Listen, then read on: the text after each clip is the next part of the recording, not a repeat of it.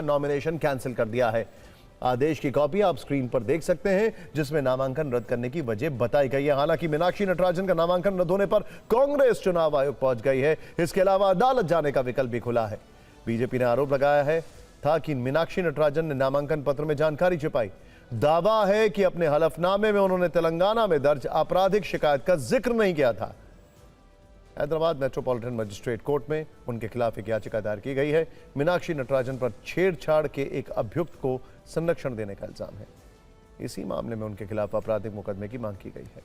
शिकायत के आधार पर कोर्ट ने मीनाक्षी को नोटिस भेजा, जिस पर उन्होंने पिछले साल अपना जवाब भी दाखिल किया और आरोपों को गलत बताया। दावा है कि उन्होंने अपने शपथ पत्र में इसका जिक्र नहीं किया, जो आज मुसीबत की वजह बन गया। रिटर्निंग ऑफिसर ने बीजेपी की आपत्ति पर मीनाक्षी नटराजन को अपना पक्ष रखने के लिए शाम 6 बजे तक का समय दिया था। उन्होंने जो स्पष्टीकरण दिया, उससे संतुष्ट नहीं होने पर रिटर्निंग ऑफिसर ने नामांकन रद्द कर दिया।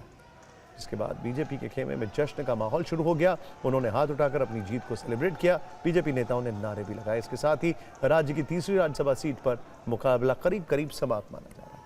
अब बीजेपी उम्मीदवार महेश केवट का निर्विरोध चुना जाना लगभग तय माना जा रहा है। दिलचस्प यह है कि जिस वक्त यह फैसला आया, उस वक्त कांग्रेस विधायकों को बेंगलुरु ले जा रहा विमान रनवे पर उड़ान भरने के लिए आगे बढ़ रहा था। लेकिन जैसे ही पता चला कि पार्टी उम्मीदवार मीनाक्षी नटराजन का नामांकन रद्द हो गया है, प्लेन को रोक दिया गया। ये उसी विमान का वीडियो है। आज दोपहर 1 बजे ये प्लेन उड़ान नहीं भर सका और जब उड़ने वाला था तो रिटर्निंग ऑफिसर का आदेश का ब्रेक लग गया। कांग्रेस ने आरोप लगाया कि अब वोट चोरी से सीट चोरी का सिलसिला शुरू हो गया है। ये लोकतंत्र की हत्या है। पूर्व सीएम दिग्विजय सिंह, प्रदेश कांग्रेस अध्यक्ष जीतू पटवारी, मीनाक्षी नटराजन, नेता प्रतिपक्ष उमंग सिंघार समेत कई नेताओं ने इस पर प्रेस कॉन्फ्रेंस भी की। जीतू पटवारी ने कहा कि कल सभी कांग्रेस विधायक चुनाव आयोग के खिलाफ भूख हड़ताल पर बैठेंगे।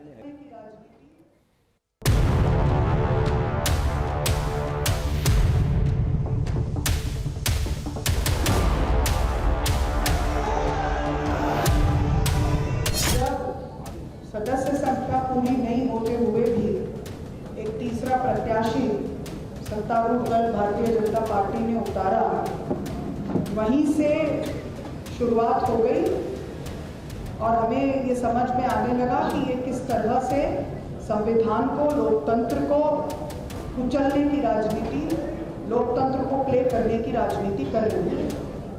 अब कांग्रेस को आत्ममंथन करना चाहिए कि अपने प्रत्याशियों के ऐसे आपराधिक अगर रिकॉर्ड है तो वो क्यों करके सामने नहीं लाते, क्योंकि ये दूषित प्रक्रिया हो जाती।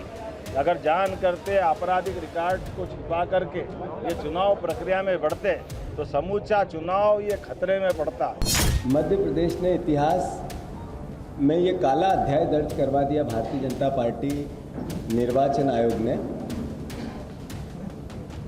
सीट डकैती होगी, लीगल वो रिजेक्ट नहीं कर सकते थे, न कर सकते हैं, पर राजनीतिक दुष्टता, इसको राजनीतिक दुष्टता का नाम दिया जाता है। हमें जो कागज मिले वो किसने दिए?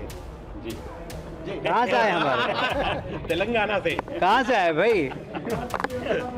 और इसलिए कांग्रेस की क्या स्थिति आप समझ सकते हैं। मीनाक्षी नटराजन के मुद्दे पर भोपाल से दिल्ली तक खलबली मच गई है। कांग्रेस नेताओं का दल शिकायत लेकर चुनाव आयोग पहुंच गया। केसी वेणुगोपाल, जयराम रमेश, सचिन पायलट और भूपेश बघेल जैसे बड़े नेता मुलाकात के लिए आयोग पहुंचे हुए हैं। जयराम रमेश लगातार सुरक्षा कर्मियों को बोल रहे हैं कि उन्हें अंदर जाने दिया जाए, लेकिन सुरक्षा कर्मियों का कहना है कि बिना इजाजत अंदर आने नहीं दिया जा सकता। इसके बाद कांग्रेस नेता वहीं पर धरने पर बैठ गए।